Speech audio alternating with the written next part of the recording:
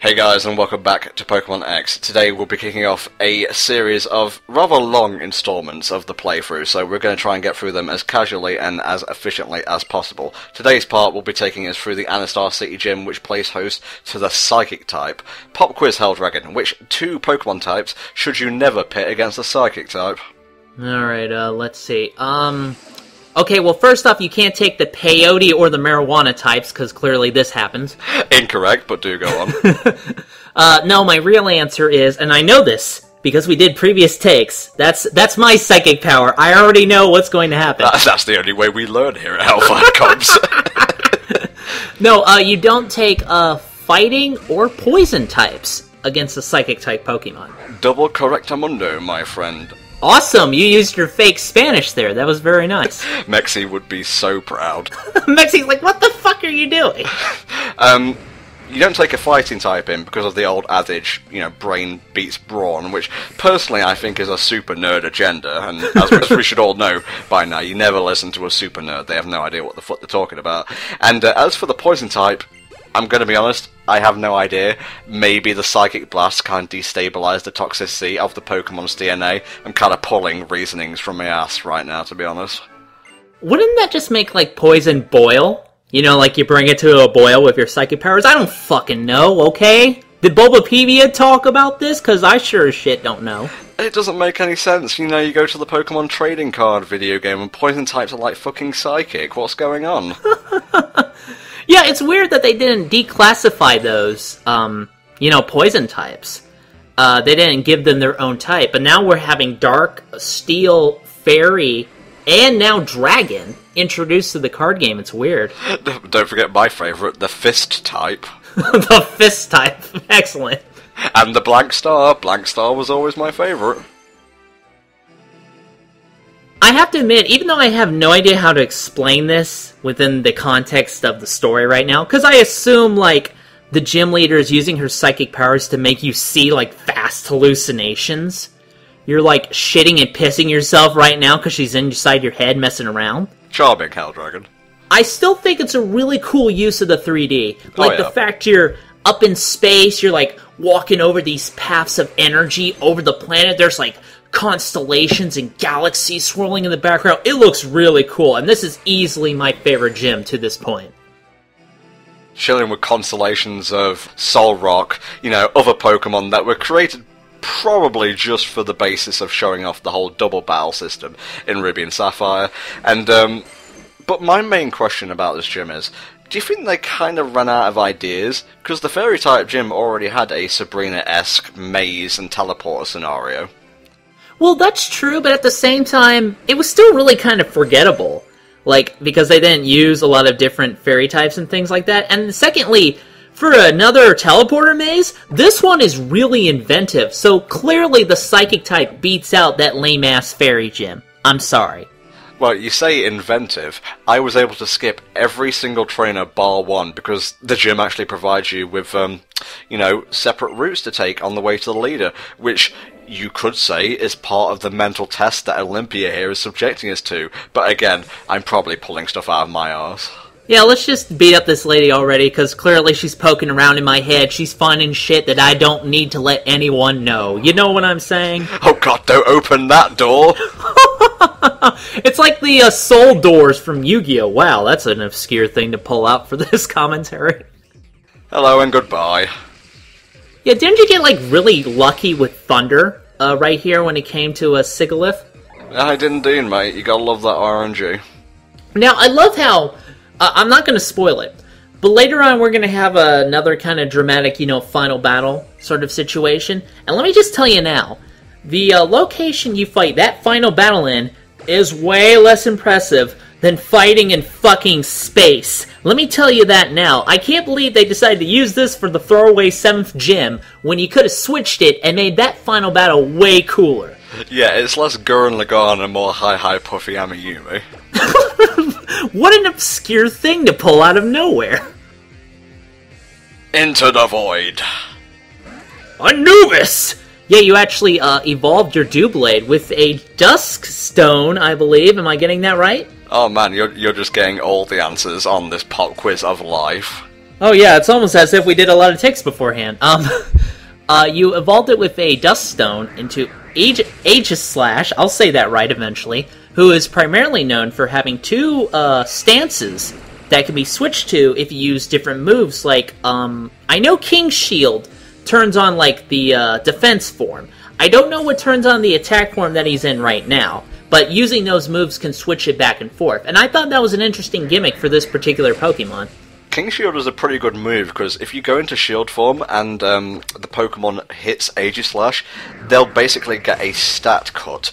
I'm not going to show it off here. I only brought Aegislash in mostly for its steel resistance to Psychic, but maybe down the line, further into the playthrough, I'll be able to show him off to his fullest potential. For now, he goes back in the sheath.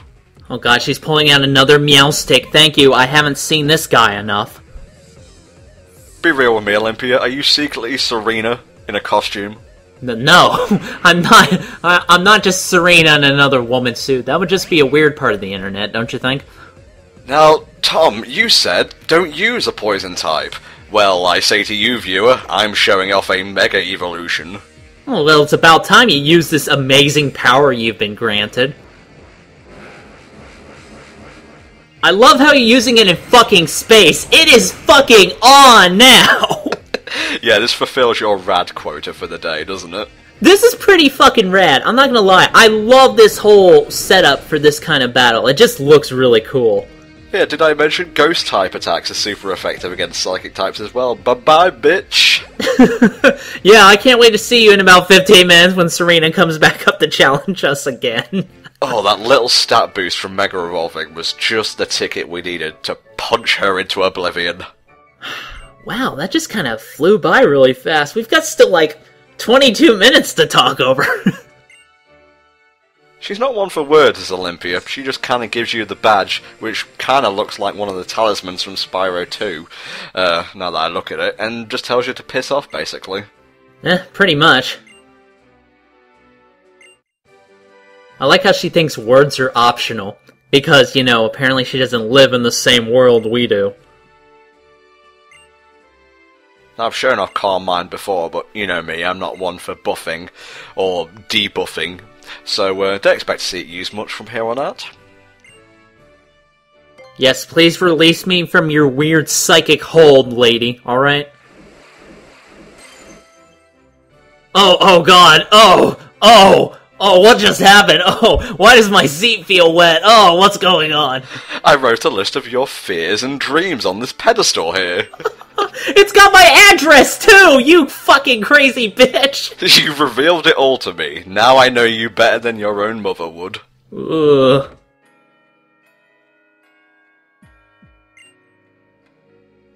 God? Oh, Serena. Okay. Oh, shit. I was a bit concerned for a minute there. Oh, God, no, the voices, they're still there. They're going to be telling me to go up, down, left, right, press start 9 times. I was going to say, those tones did sound vaguely passive-aggressive and snooty. Who's this asshole? Gee, I wonder what it is. Right, that's it. The fun stops here. You're gonna fucking die. Look, I notice you've been having fun with this game, and clearly I just can't let that shit continue. He just doesn't give a shit anymore. He doesn't care if the police come and stop him, who, by the way, have guns. I'd like to see an Arcanine blast those bullets out of midair. That would be pretty cool, actually. I'm pretty sure they could do that, and would look really rad. Remember that one episode of the anime where Pikachu didn't want to go after a guy holding a gun, but Arcanine or Growlithe rather didn't give a shit? That was like the band episode, wasn't it? In like the Safari Zone? No, you're thinking of the Dragonair episode, mate. This was another one. Oh, there was another one with guns. Okay. I like how this just blatantly... Okay, well, we knew he's been building up to this for a while. But, like, right after the 7th gym, blam! Now is the time for fucking endgame with Team Flare. It just kind of drops out of nowhere, don't you think? Yeah, the pacing of X is unfortunately really weird, because you have the massive gap between the first and second gyms, and then you just have, like, gym after gym after gym, short town after short town after short town, and it kind of, like, intersperses the Team Flare story wherever it can, and, you know, we haven't even got our 8th badge yet, and it's already coming to its conclusion.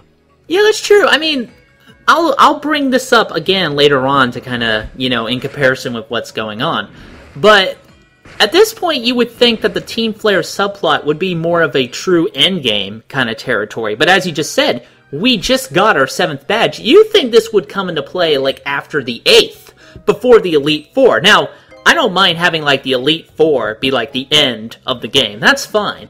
But at the same time, there's still a bit more game to go before we get there, and this will be after we take care of Team Flare, so it just feels really off to me.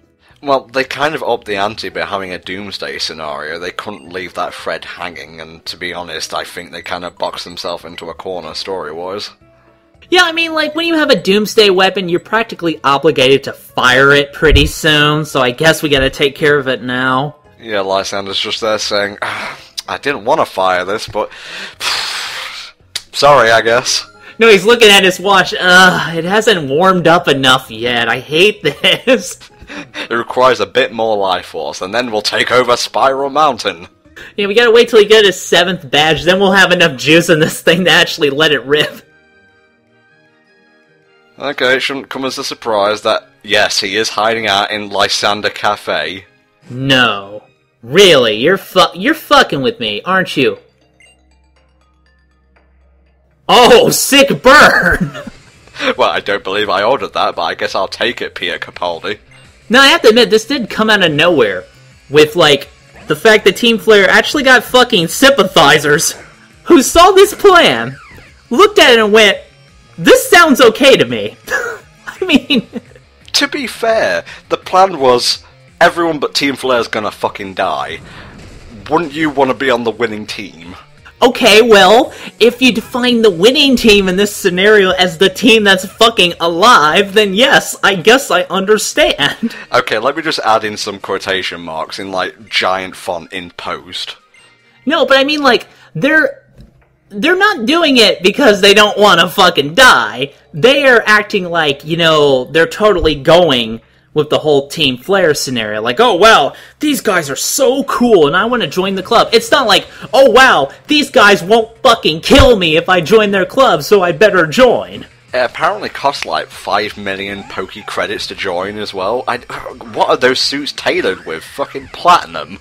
I don't know, I guess they make a lot of minimum wage if these are like waiters joining Team Flare. Should have fucking called a stylist or something for that goddamn cafe. Red walls and red ceilings don't go together with red floors. That's a lawsuit waiting to happen. This is so fucking stupid. I'm just sitting here and the full weight of Pokemon X's story has just fallen upon me and I realize this is so fucking dumb. Who designed this cafe? Gunpei Yokoi. Didn't work for the Virtual Boys, not gonna work now. So, of course, they inadvertently reveal that there's a hidden door, and that there's a hidden door password, and I'm just sitting here reeling at what's going on, because it's getting fucking dumb fucking fast. Yeah, Helldragon's eyes rolled back so far, they're like halfway down the interstate now. Oh no, what does this guy want? Welcome, I'm a lion part-time! It's okay, Helldragon, it's okay. Shh, we're gonna get through it. You have to laugh, because it's so dumb, and this part's gonna take such a bit. You just gotta laugh to get through with it, Oh yeah, that's right, I'm on camera. Oh shit, yeah, I forgot it faced this way. Oh my god, I hate you, Lysander, you're such an asshole. Oh. Okay, leading off with an unevolved Pokemon, always a good sign. Yeah, well, if Lysander has proven anything, it's that he's proven he knows what the fuck he's doing, cause that's worked so well up until this point. Don't you have a Mienfoo? Like, you busted it out when you were fighting Viola. No, not Viola. Try again. Karina? No, try again. Fuck, what was the other one? It was Clement, you fucking pleb. Do you even watch the shit we put out? Oh god, it's been a while since we did our own parts. Oh, Murkrow, I haven't seen that one in a bit. Okay, that's kind of the recurring theme. Oh, this Pokemon, I haven't seen him in a while. Oh, the outside, haven't seen that in a while. No, I do think Murkrow is a pretty cool Pokemon. Like, I actually really like the design, and I love the evolution that sort of reinforces the whole mob member kind of thing with him. I really do like that. Yes, the mafioso, that is Hunchcrow. Hunchcrow would have been fucking perfect if he had been invented in Red and Blue. Because he would have fit perfectly with Team Rocket, don't you think? Gen 1 or Gen 2? Gen 2 would probably be better, because, you know, that was where the Dark type was introduced. Okay, fair enough, yes. He should probably be introduced in Gen 2, where he came from, with that Team Rocket. But you never really saw them use Hunchcrow or Murkrow. They just kept using their fucking Zubats, like usual. Let's be fair, they eventually wound up using, you know, Houndowns and Houndooms. I guess, you know, I might as well just go with the ones that work, is all I'm asking. This is Lysander's trump card, by the way, this Gyarados, and yes, I took it out in a single hit, but it gets slightly tricky later on. Ah, well, good. I feel so confident for the future, you know? Did you take some of that peyote before recording this part? You're, like, totally out of it, mate. Oh, man, I just don't know what's going on. We're just taking this journey together. That's what it feels like. Hop aboard the HFC train. Stopping at nowhere in particular. Oh, please give him a rider kick. It would be fucking delicious. Goodbye, Power Up Punch. You are now irrelevant. Yes! Rider kick is go! Now, T-Zoc is prepared to fight vampires because he knows a finishing move, a jumping attack move, and a rider kick. We're ready to go.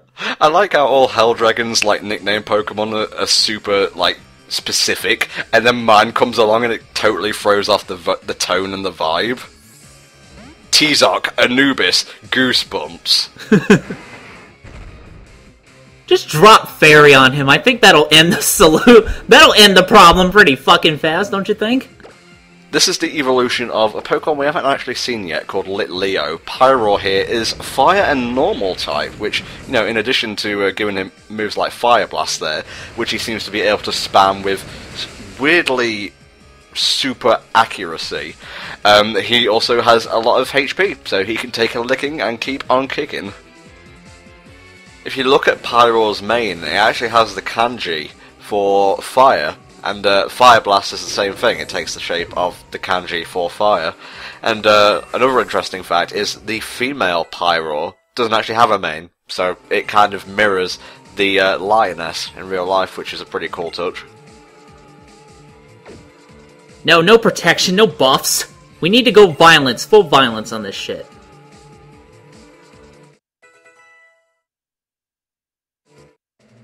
So, we beat him. Is it over? Give us money? It's not over yet, is it? Hooray! I loved how uncertain you were. Hooray! Wahaha! Karai cars! No, I'm gonna fucking punch you right now. I win?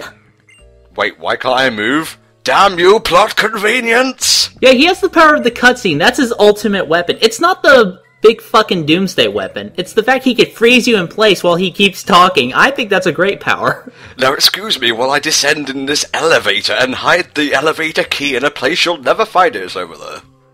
I love this. He's just basically saying, oh, by the way, before you get to the end, you have to do this completely pointless dungeon first. Thanks a lot, dude. Yeah, this is basically the game corner of Gen 6.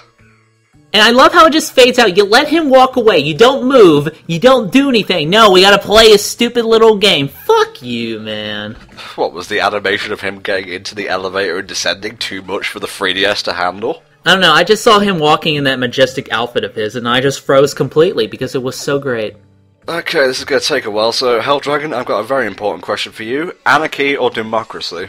Well, both of them tend to not work, in my experience, so, what would make it more fun? I guess anarchy would... Wait a minute, in what context is this? Is this for our playthrough, or is it for Twitch Plays Pokemon in general? I don't know, mate, I'm just throwing shit out at this point. It's another fucking Swalot. Great. This one actually gave me a bit of trouble, to be honest. I don't know why. I kept using, like, ineffective moves against it, which just allowed it to keep using Stockpile, buff itself up, and, you know, the fight just went on longer than it needed to.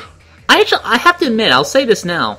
I kind of like the idea of the whole Stockpile move, because it sort of lets you build up an effect, and then you can either, spit it out, or you can swallow it to heal up your Pokemon, and it gives you more choices. I do like that.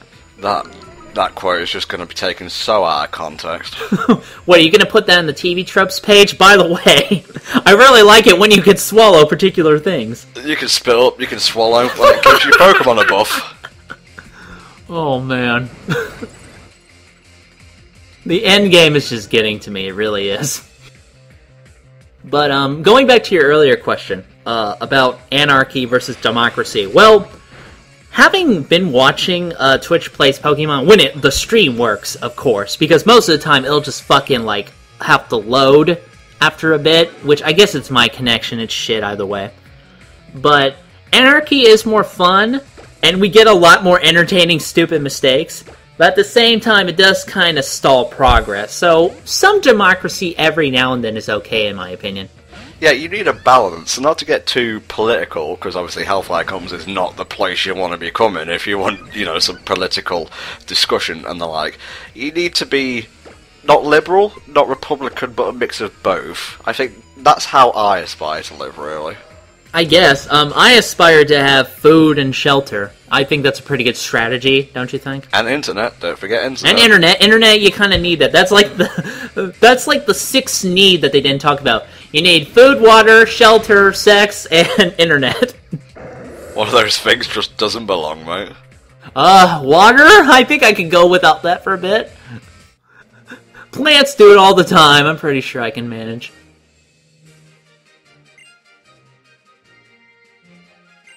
Okay, so does this place auto-map for us? Because I think we need it in this dungeon. I'm gonna have to ask you what that reference pertains to, mate. Well, auto-map is a feature when a game draws in the map for you, so you don't have to do it yourself, which you literally had to do that, for, like, really old dungeon crawlers, like Eye of the Beholder, like, really old ones like that. Oh, I think I know what you're talking about, yeah. Yeah, so, basically the gimmick of this is that, you know, as we said before, you have to go find the different keys in order to activate the elevator.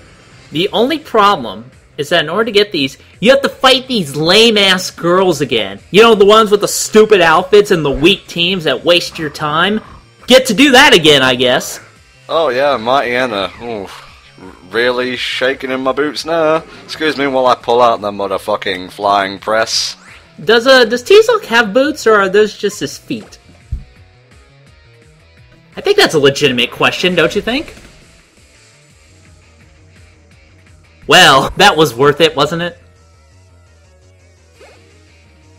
As always, you have proven yourself to be a valuable member of Team Flare. Now, please stall the protagonist while I go do interesting things.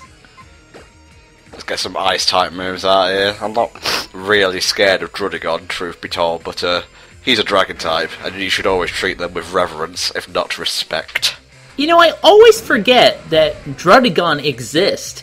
It looks so weird. Like, its body, you know, is one color, and then its head is, like, completely different. Like, what was the thought process that went behind designing this guy? I have to wonder. Yeah, visually, I'm not a fan of him either, to be honest. And yes, that's probably super picky, but the red spike on his back don't offend me. It's just the head. Yeah, the head is really out of place. I don't really like the wings either. They just look like leaves, I guess. I don't know. Does he evolve to or from anything? No, he's a standalone one. Go back to the future Jean Grey, or Rachel Grey. I think we called you Rachel Grey at one point.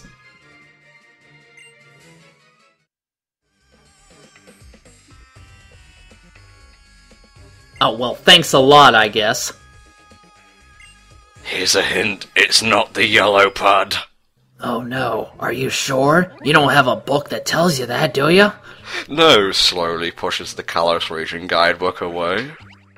I love how his dungeon has these completely silly panels that spin you around, because that was so worth it. Like, boss, do you want a coffee? No, it's fine, I'll go and get it. Hey, I'm gonna go to the bathroom real fast, I'll be right back. Don't do that with a full bladder, trust me, I speak from experience here. Oh, do I ever learn? Yes, because I'm switching Pokemon now. End of story.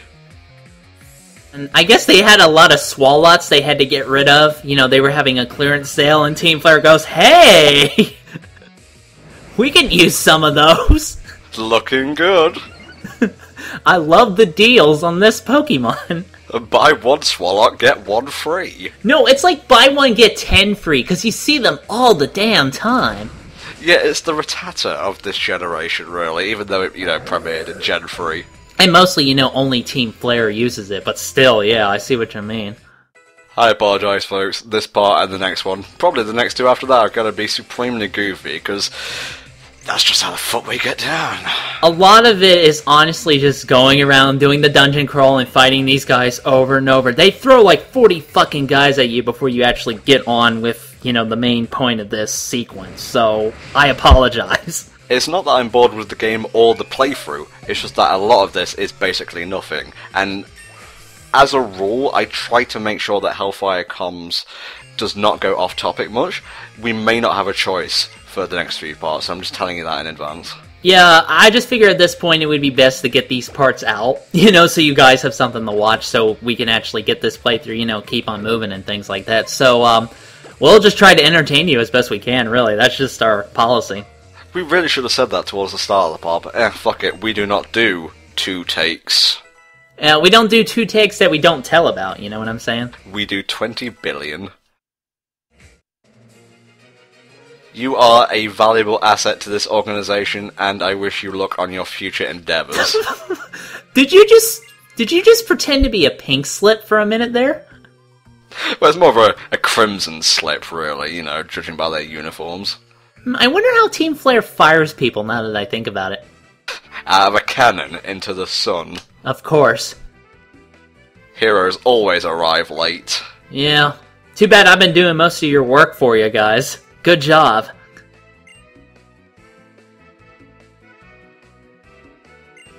So I like how apparently they were poking in the back, trying to set up a LAN party, while I'm back here doing the actual work.